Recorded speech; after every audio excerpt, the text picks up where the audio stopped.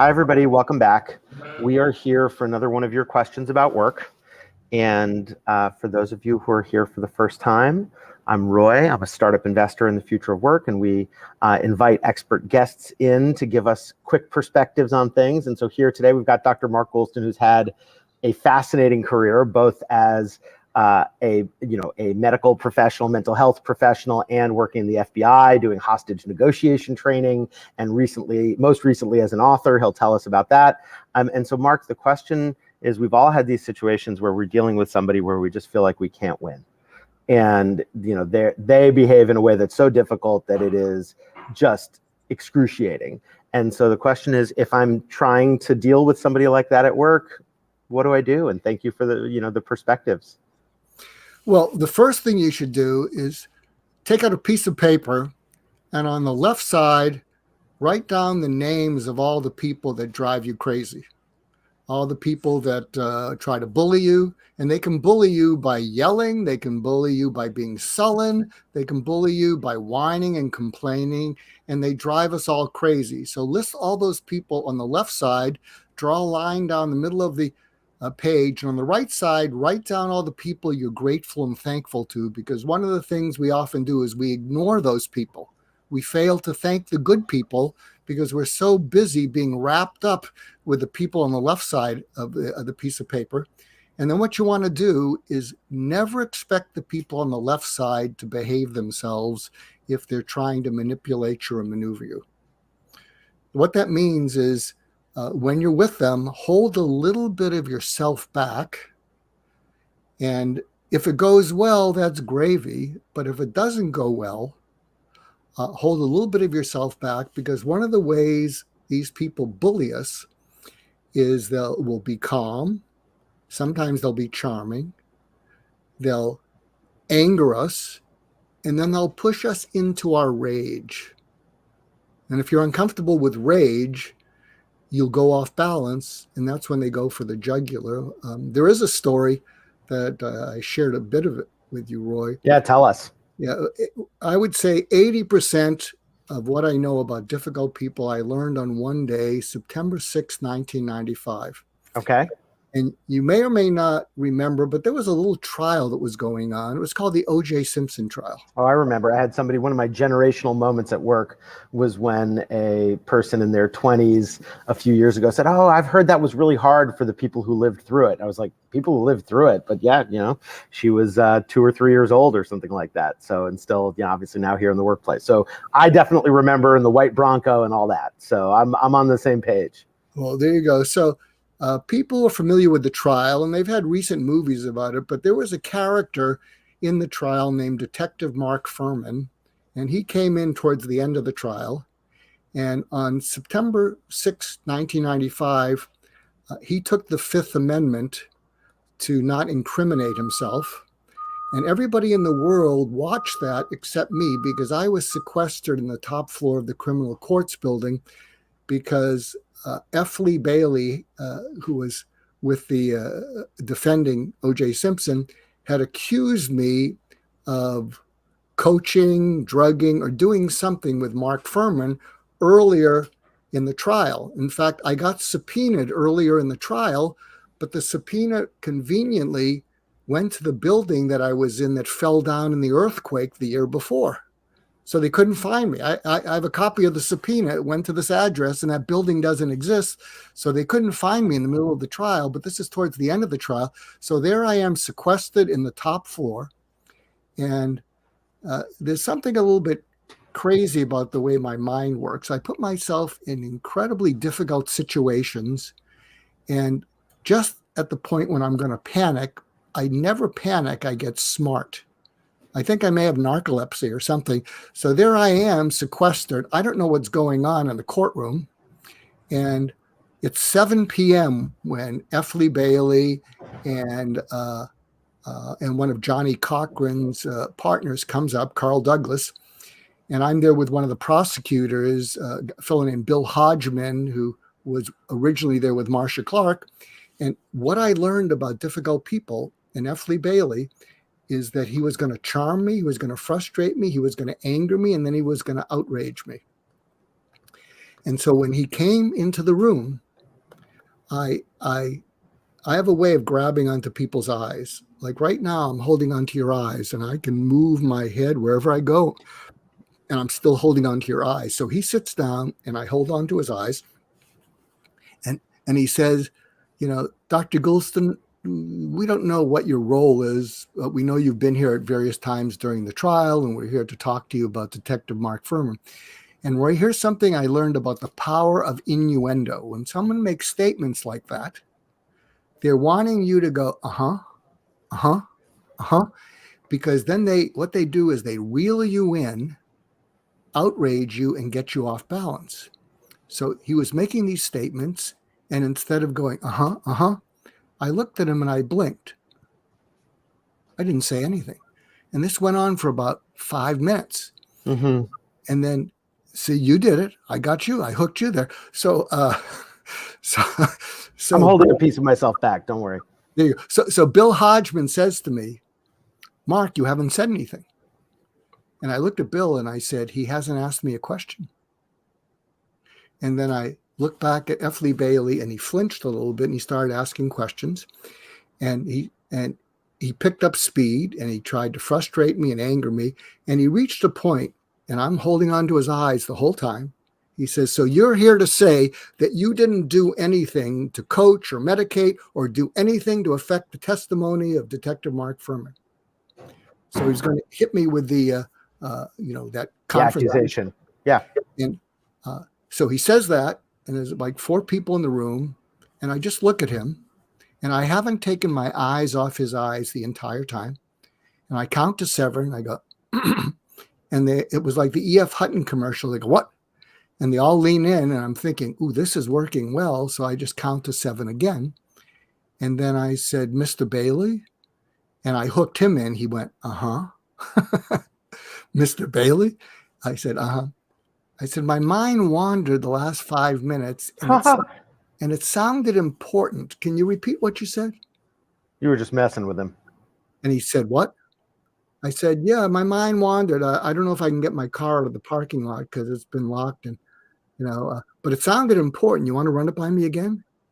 And when people, difficult people who push us into our rage often don't have substance or a case to make, because if they had substance or a case to make, they would just lay it out. Right. They wouldn't need the rage.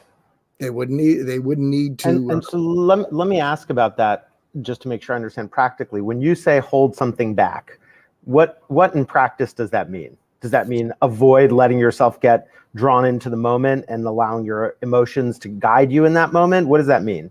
Well, holding yourself back means you're expecting the person to do something to manipulate you. So you're expecting that somewhere in the conversation, because this is what they always do, is they'll vent, they'll call you a name, they'll roll their eyes, they'll look contemptuously at you, they'll stonewall you, and whatever, because what they're trying to do is provoke you. And if you're someone who's not comfortable with feeling provoked and outraged, so there's a term I came up with, the outrage, enrage, bifurcate. Terrible phrase. But what they do is they'll do something outrageous, and it's the kind of thing that would trigger us to become enraged. But if you're not comfortable being enraged, the bifurcate means is you will do everything you can to put a lid on it because you're uncomfortable with becoming enraged. And so that's where they get you off balance. Mm-hmm. Mm-hmm. And so you're talking about holding yourself back so that you can stay grounded and aware of what you want. So let me ask a couple difficult questions, because that's what we do here. We do the hard stuff, and I previewed some of this with you beforehand, which is, one of the temptations when somebody else is difficult at work, impossible, is to ascribe it to them, right? Insert your word here. And a word like crazy is the kind of word that, there are many people genuinely struggling, as you know, as a medical professional, with real mental health issues. And so what's the right way to think about how appropriate is it to label somebody else as having as they're the problem, And I realize in the context of your book, you're talking about the way it makes you feel but you are saying talking to crazy. So you're labeling the other person as crazy. And I'm just curious how you think about how constructive that is in practice to have a label for the other person. Well, when the book came out, I took a lot of heat from the psychological and psychiatric professions because they said, how can you write a book with that title?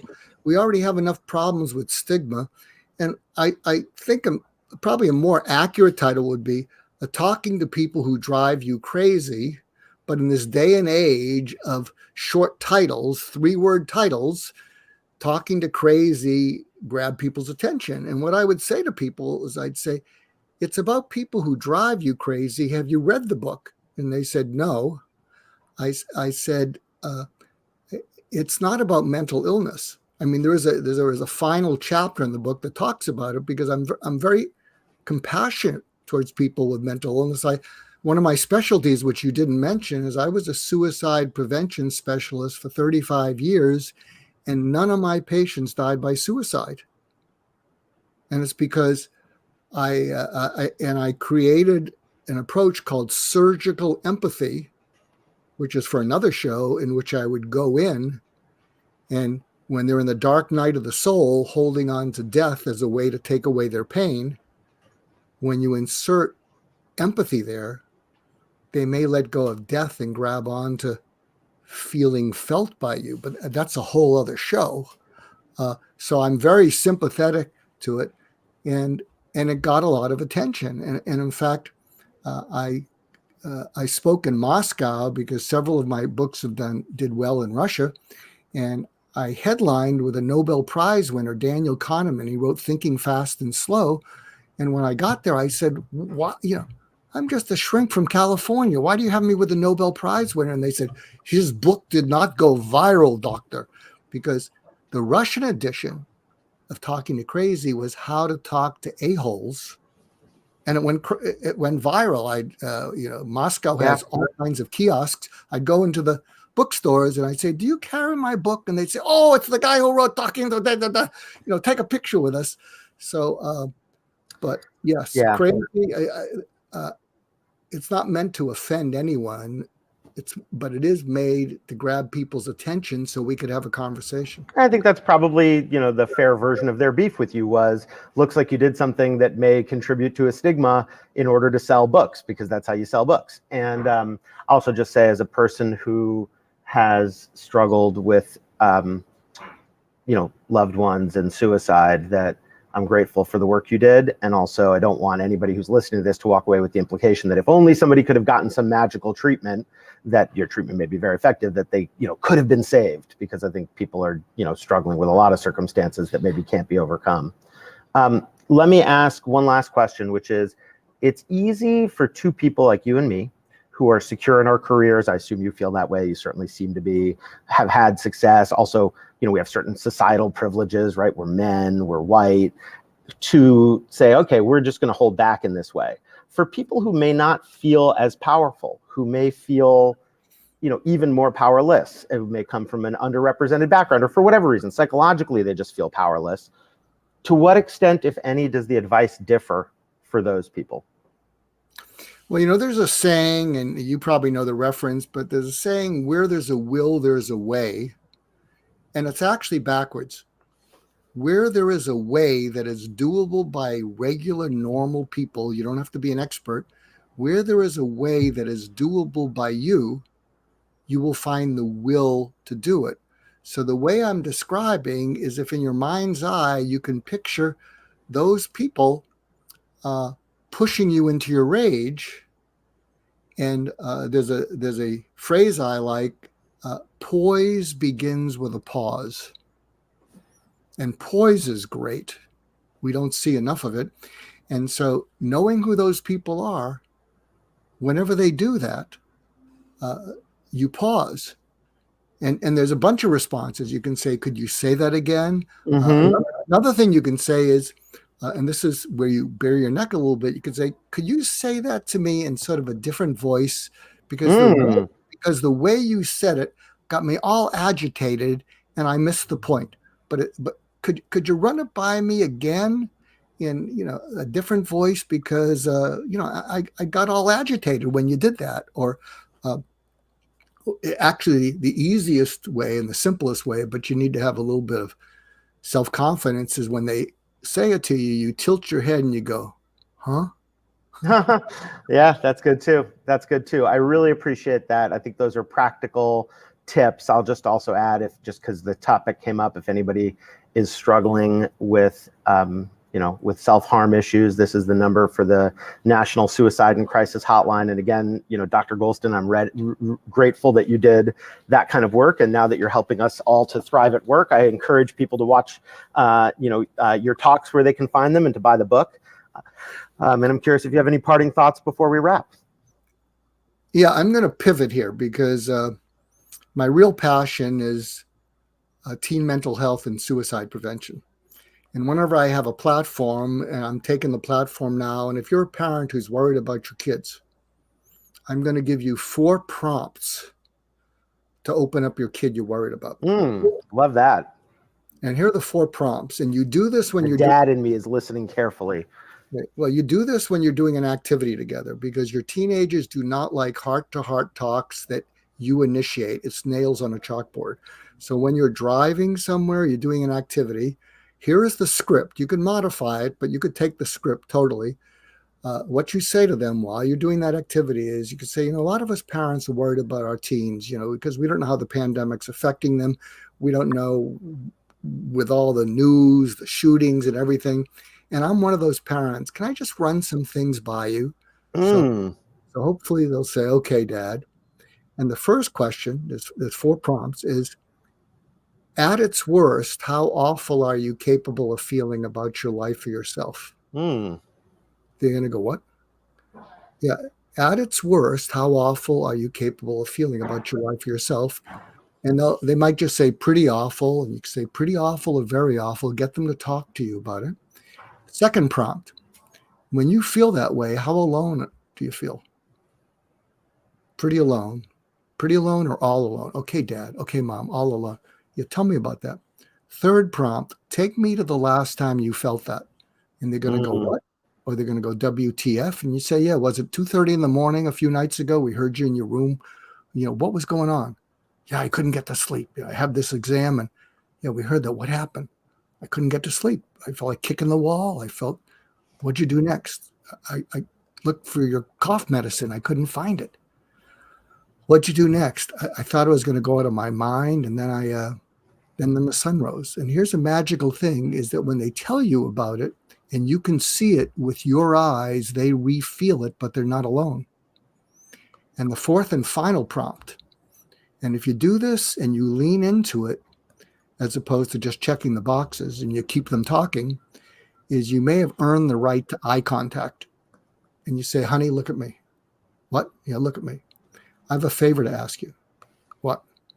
Whenever you're feeling that way or going down that road, I want you to do whatever it takes to get your mom or my undivided attention. You got a million things. I love that. And there's nothing more important to us than helping you feel less alone when you feel awful. And one last thing, you're not a burden to us. You've never been a burden to us. And one day when you have children, you'll say the same thing. And if you can get your child to open up like you just did to me, it's not a burden, it's a gift. I think that is a beautiful thing to express, and the parent in me is grateful for that. And I took some notes. I will be trying out those prompts on the kids, and folks can pick up your writing, buy the book, and I just welcome all of that input. So Dr. Goulston, thank you for that pivot at the end. And for the folks who are joining for the first time, the reason we say this is not advice is because while our guest is an expert, nobody can tell you how to live your life. You got to make your own choices. We can share the experiences that worked for us, and then and these are the experiences that worked for our guest, and then you have to decide.